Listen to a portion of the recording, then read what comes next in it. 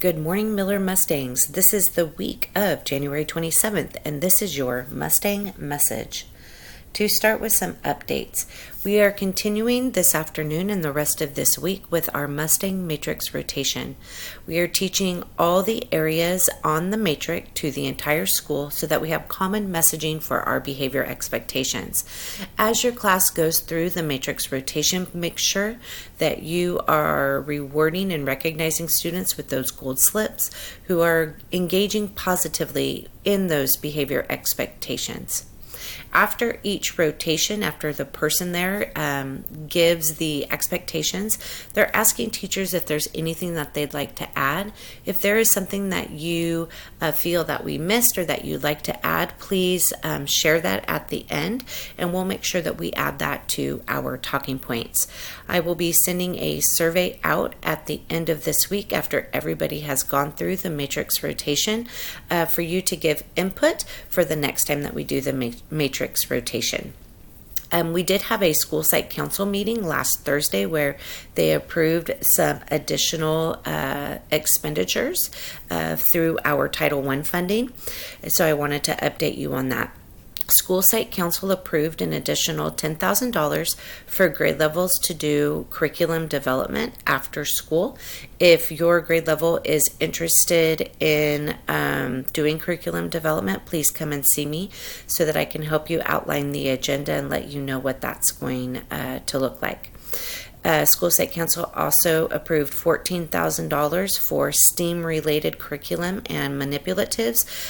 We calculated that out to be about $2,000 per grade level. So if your grade level is interested in incorporating STEAM-related activities into your daily lessons to align with the next generation science standards, please let me know because we have that set aside for you. School Site Council also approved $1,000 for yard supervisor training and to start creating the Peace Path. That says Peach Path, but it should say Peace Path on the playground. They approved an additional $5,000 for curriculum development for our designated ELD, or just for curriculum for ELD, and then an additional almost $4,000 for family community engagement if we plan to do a STEAM night or a literacy night or lunch on the lawn, those types of activities. We do have professional development coming up the first week of February. We talked about that last Thursday at our staff meeting. February 4th, we will see third grade the first part of the day and first grade in the afternoon. February 5th will be sixth grade in the morning and fifth grade in the afternoon. And then on February 6th, we will see second grade, fourth grade, and kindergarten. The exact time schedule and agenda will come out this week to give you some time to plan, but at least you know the day that your grade level will be meeting with me. All right, some reminders. I talked about the Raptor check-in last week. It's a new system we have to check in visitors on campus. We scan their ID one time and it prints out a visitor label with their name on it and also tells where they're going to be on campus. It also will alert Trinity, myself, and somebody over at Sousa if there is anybody on campus that we need to be alerted about.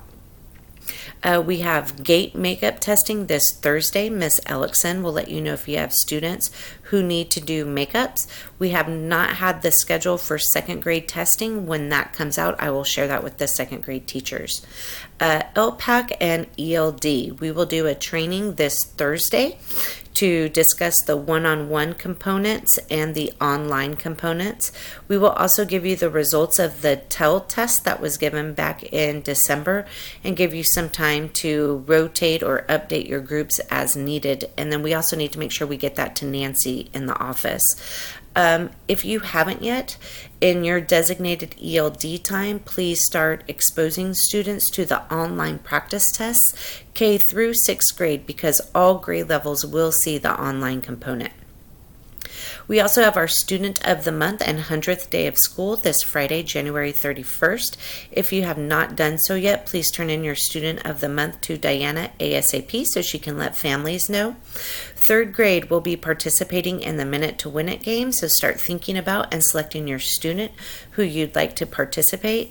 And then please dress up for the 100th day of school.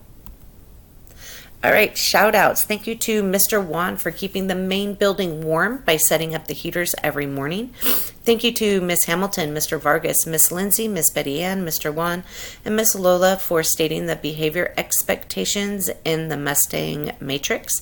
Thank you to Miss Outland and Miss Dominguez for supporting our 5th and 2nd grade long-term substitutes. Thank you to Miss Crockett for subbing in the afternoons for SSTs and IEPs. Thank you to Miss Crocker, Miss Taylor, Miss Henry, and the intervention team for getting the new groups for intervention up and running. Thank you to Miss Kay for beginning to conduct read-alouds for our students as they attend the library. Thank you to Miss Burgess and Mr. Vargas for conducting the Hands Off Academy during recess.